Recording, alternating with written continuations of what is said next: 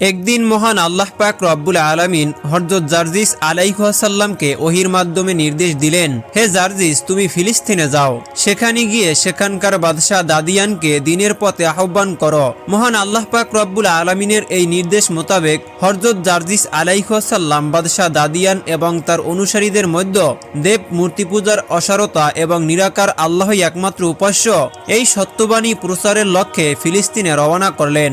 বহু পথ অতিক্রম করার পরে হযরত জারজিস আলাইহিসসালাম বাদশাহ দাদিয়ানের দরবারে এসে উপস্থিত হলেন এবং বাদশাহ দাদিয়ানকে বললেন, হে বাদশাহ, তুমি অনেক জ্ঞান সম্পন্ন একজন ব্যক্তি, অথচ প্রকৃত উপাসকের উপাসনা না করে যার কোনো অনুভূতি নেই তার উপাসনা করছো। এটা আসলে খুবই আশ্চর্যজনক যে নিজের কল্যাণ এবং মঙ্গল করতে পারে না, সে অন্যের কল্যাণ করবে কেমন করে। আমি আশা করি তুমি এইভাবে মূর্তি পূজা বন্ধ করে দিবে। হযরত জারজিস আলাইহিসসালামের কথা শুনে বাদশাহ দাদিয়ান বলল, আমার উপাসক মানুষের কল্যাণ করতে পারে না, তবে কল্যাণ করতে পারে কি তোমার উপাসক? তুমি তো বাস্তবেই দেখছো আমার উপাসকের ক্ষমতা আছে বলে সে আমাকে বাদশাহী এবং ধন সম্পদের মালিক করেছেন।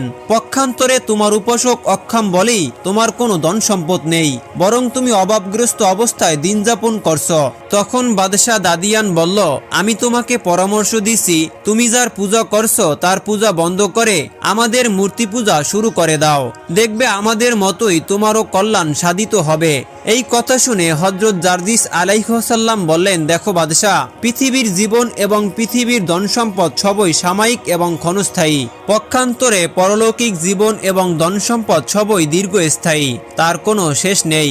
পরলৌকিক খুশি অর্জন করতে গেলে পার্থিব সুখ অবশ্যই ত্যাগ করতে হয়, নানা প্রকার দুঃখ কষ্ট সহ্য করতে হয়। আমি তাতেও খুশি, কেননা চিরস্থায়ী সুখ এবং খুশির অপেক্ষায়